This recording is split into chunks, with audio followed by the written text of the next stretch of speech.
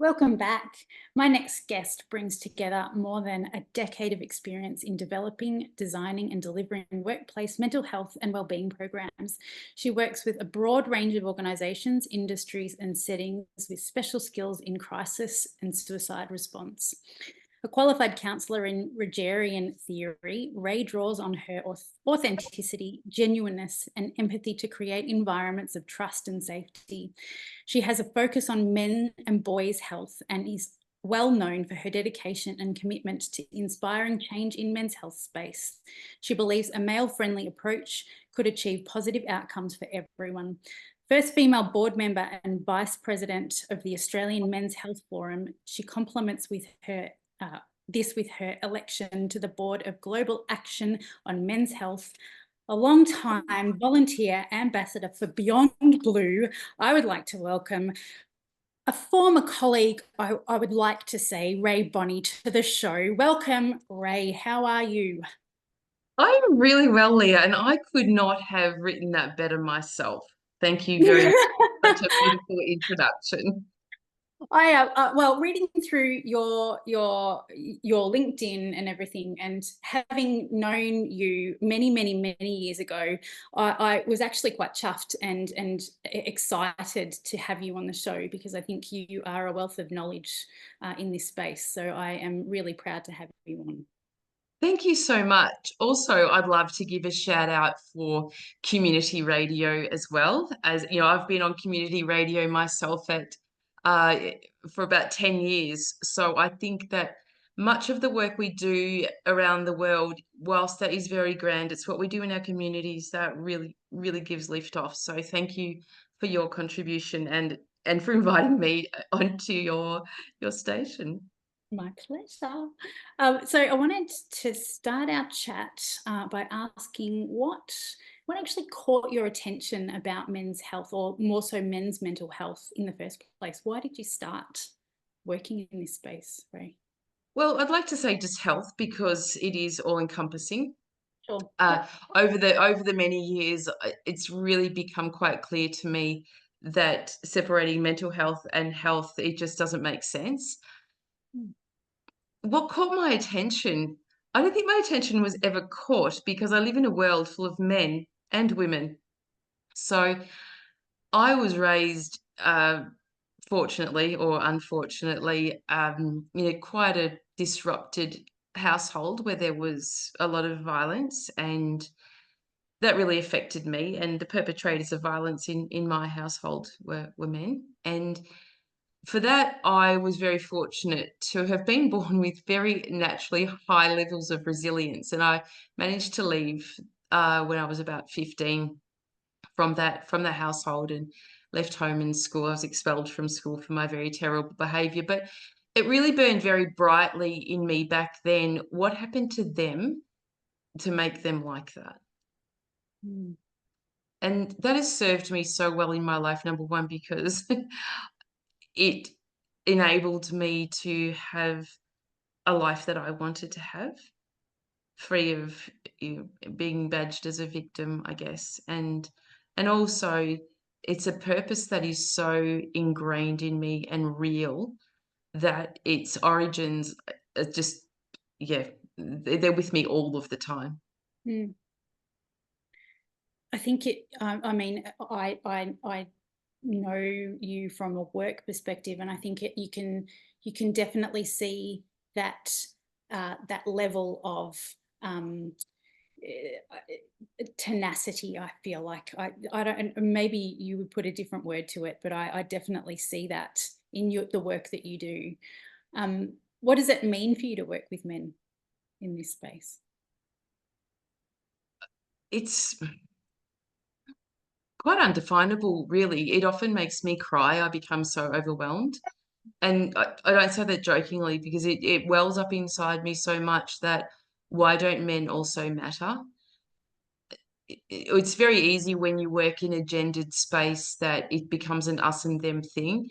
And again, I was very fortunate early in my career to meet some fabulous pioneers in the men's health space that aren't in the men's rights space. There's a big difference between men's issues and men's rights.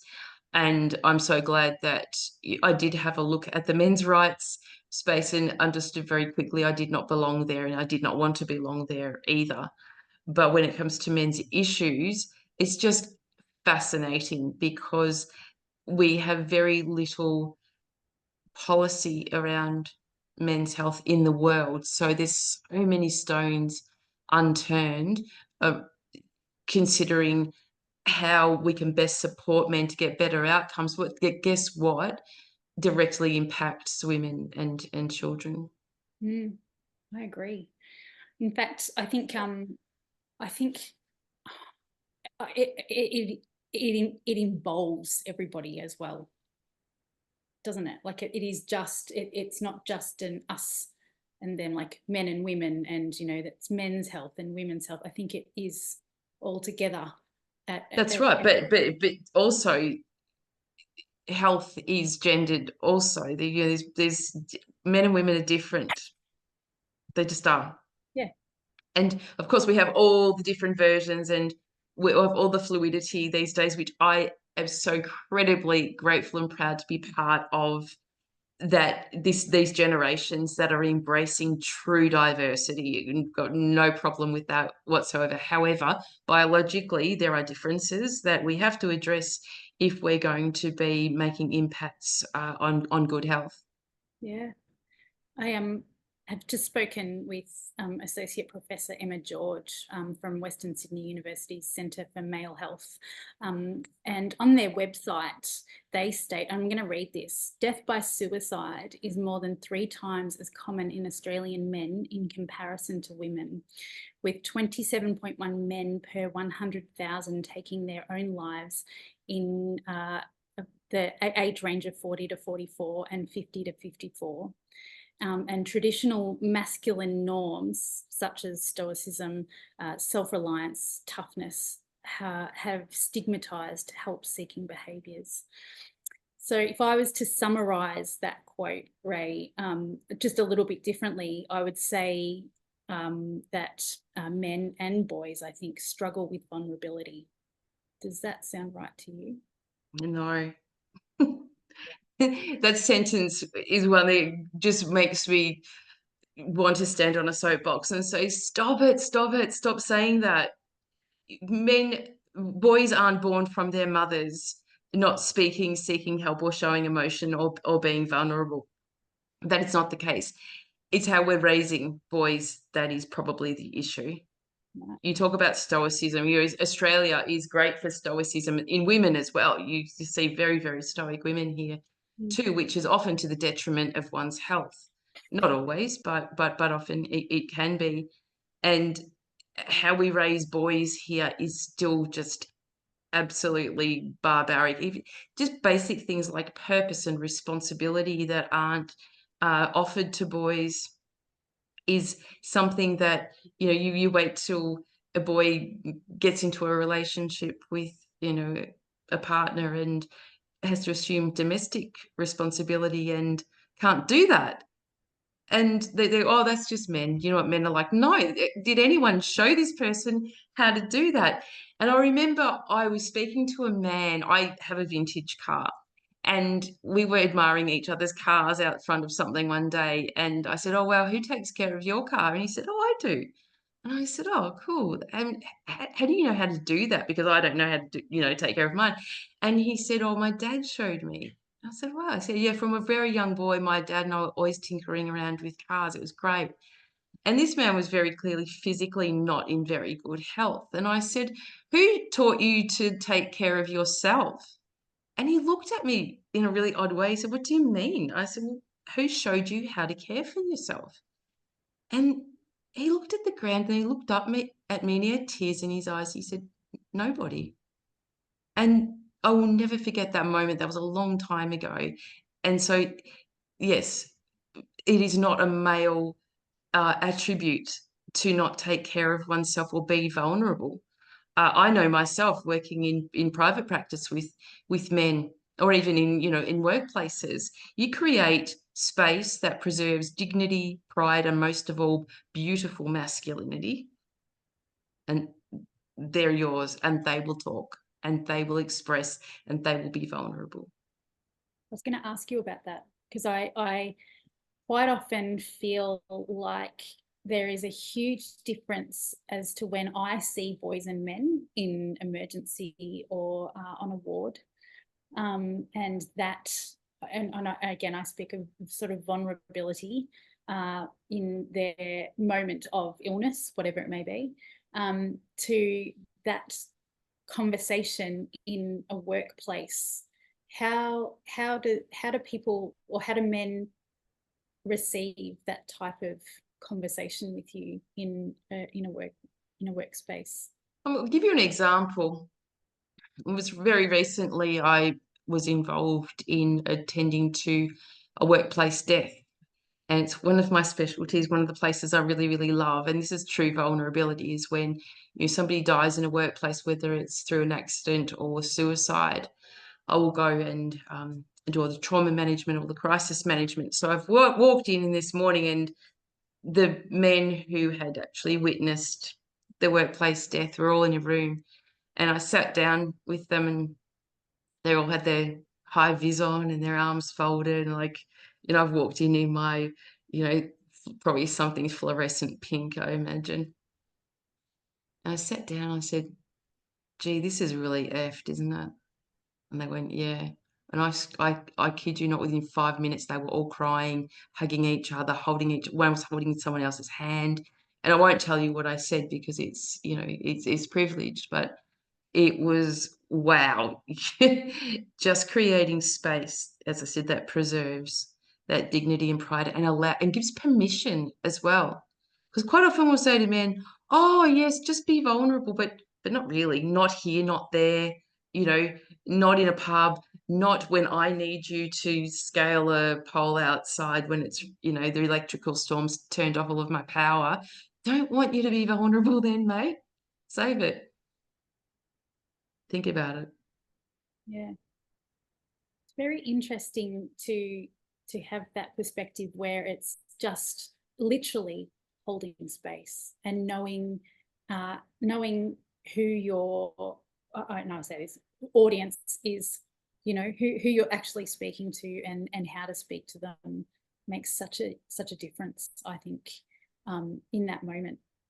Oh, it is, what I say, I cry, I get so overwhelmed because I don't have words sometimes to express how I'm feeling.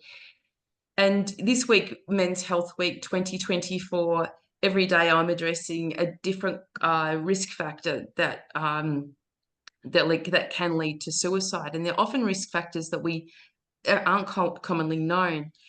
And postnatal depression is one that comes up for me all the time with men.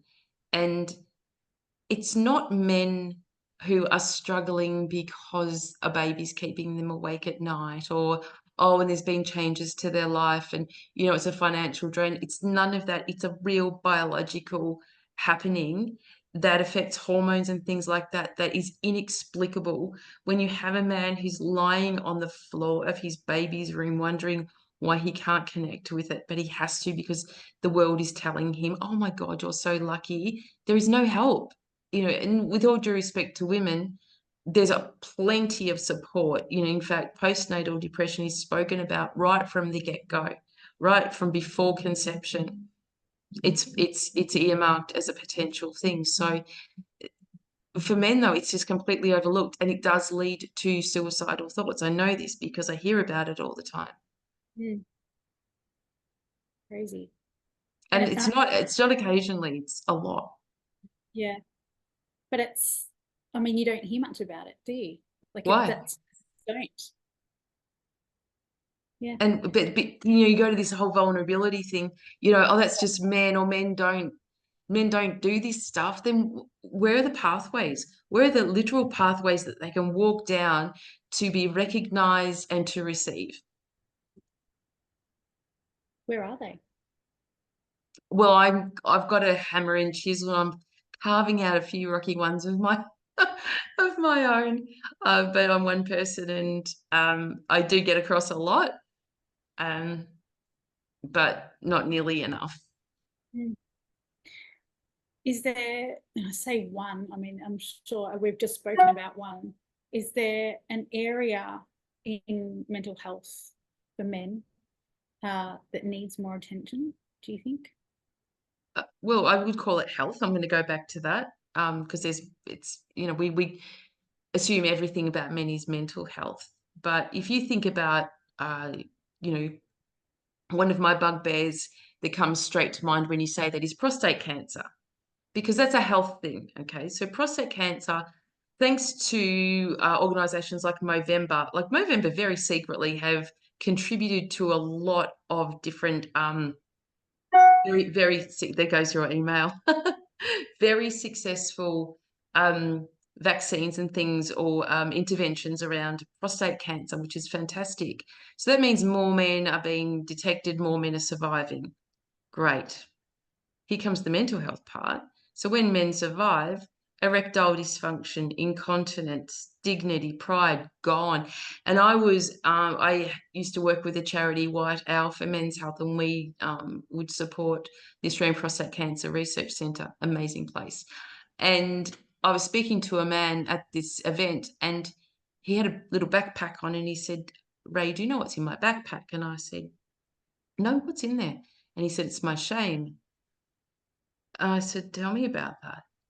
And he said, "Well, I recently survived prostate cancer, which is fantastic." He said, "But now I'm left with the most inconvenient incontinence. So in my backpack, it's my soiled nappy that I have to carry around with me. I've got another one on, which is only going to last probably just a little bit longer because I've been drinking. There is no male disposal units for these sanitary items in any bathroom. And back then there was one place in Durham in England, Durham Cricket Club, that thought about doing something like this in the world. So this man, he said, where would I put this? Do I just throw it out in the street?" But you can imagine what a male sanitary nappy looks like for incontinence. So you've got a whole world of men who have survived a health scare and are now lifted with a mental health problem, because not only can you not really go out because you've got this shame, erectile dysfunction. How do you satisfy your partner? How do you satisfy yourself? What's the point of living? And then there you have a suicide risk. Mm. And now there's an amazing organization called Bins for Blokes, born here in Australia, which is doing something about it. That's brilliant. Now And that should make anyone cry, really. well, that's just it. I mean, it's food for thought because you just don't think about it, do you? I mean, you No. just don't.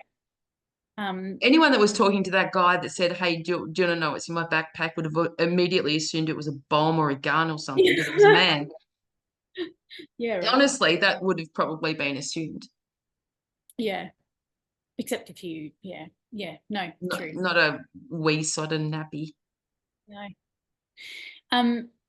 Do you think that, and I'm going to young boys now, when we were talking about before, when I asked you about vulnerability, do you think there's growing up, there's sort of a learnt or an unlearnt, so something that isn't learnt as a young boy? So like, recognizing when they're struggling or finding the right words to talk about struggling and so on. Do you think that is a common thread to later on?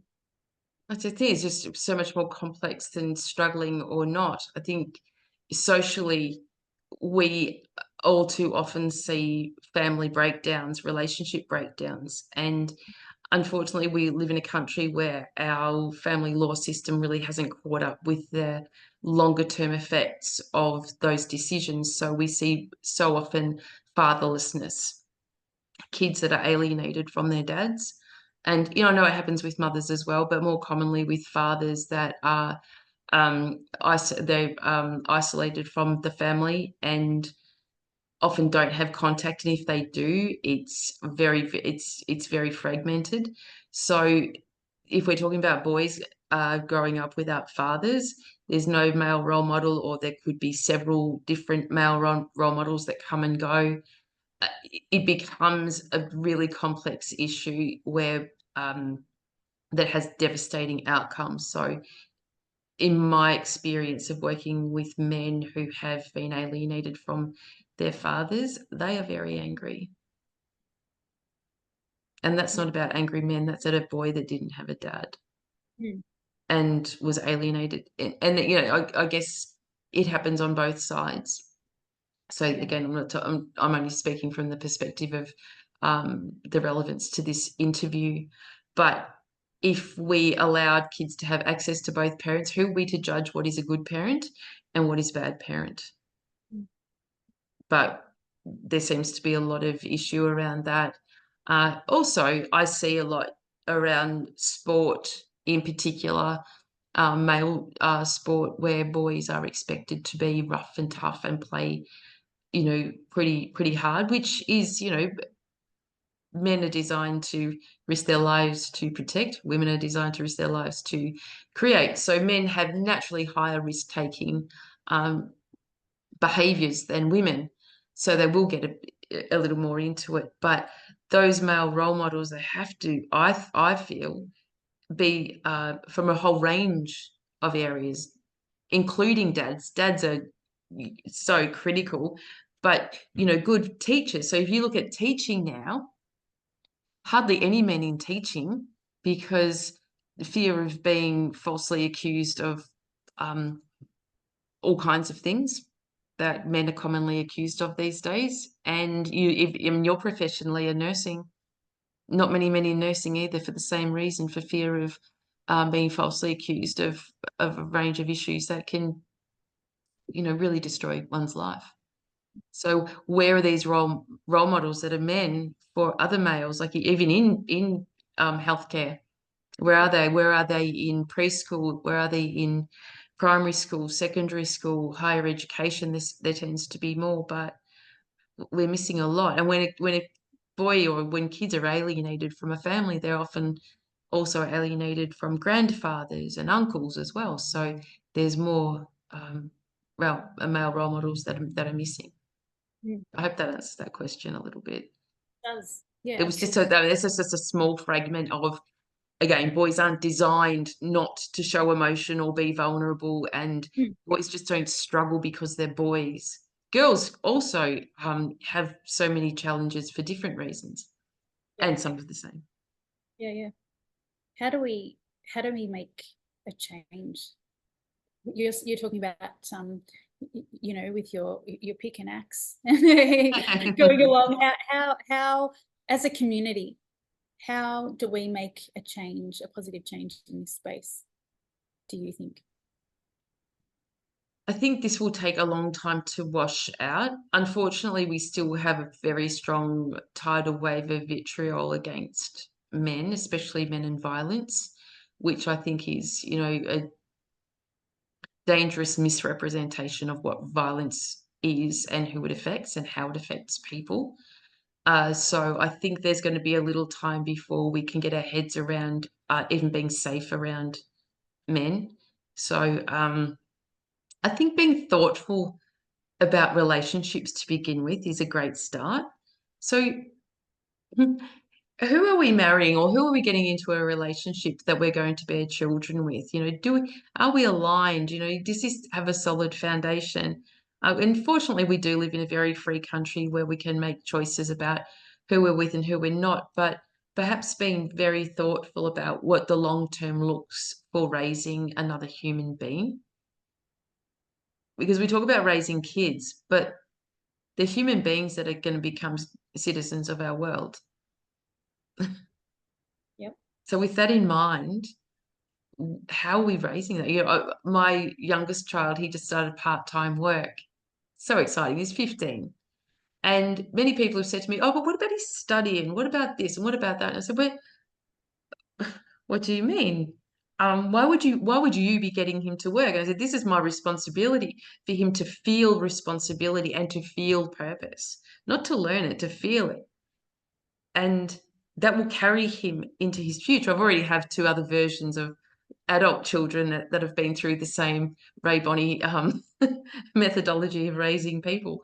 who have very strong work ethics, and assume great responsibility in the world. And I'm very proud to say they are great citizens of the world that contribute. Yeah. But I think especially boys, purpose and responsibility are wrapped up in one. If you give a boy responsibility, he will find purpose in that. And purpose will, start formulating that pathway. And without that, there's no pathway. And then there's influence. And influence can come in the form of drugs and violence and all kinds of different things. Yeah. Good advice. I like this. What's on for Ray for the rest of this week for Men's Health Week? This week it is back to back men, as it always is. Not every girl's dream, no.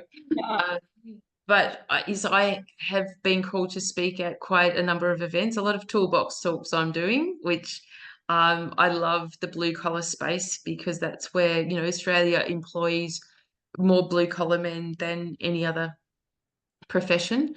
And within that, we see incredibly high suicide rates. We see incredibly high instances of relationship breakdown, substance misuse, lots of things that affect men. Loneliness is a massive one. Yep. Massive, massive one. So, yeah, a lot of speaking this week. Probably in a similar tone to how I'm speaking now, quite out there.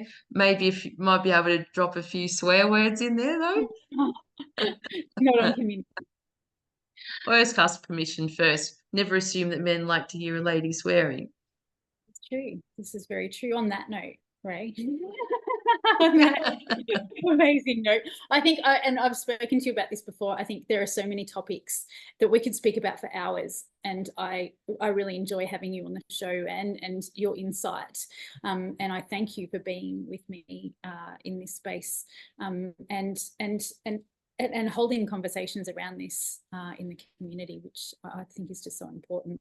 I want to thank you for coming on the show, and we'll welcome you back at some stage when we are speaking more about this topic again. It'll be around something else in men's health at some stage, but we will have you back for sure. And I appreciate you being here with me today.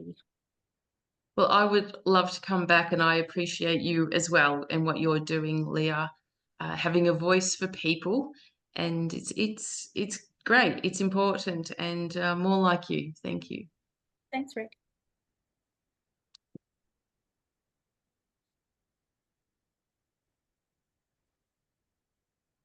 Okay, now we can turn it off.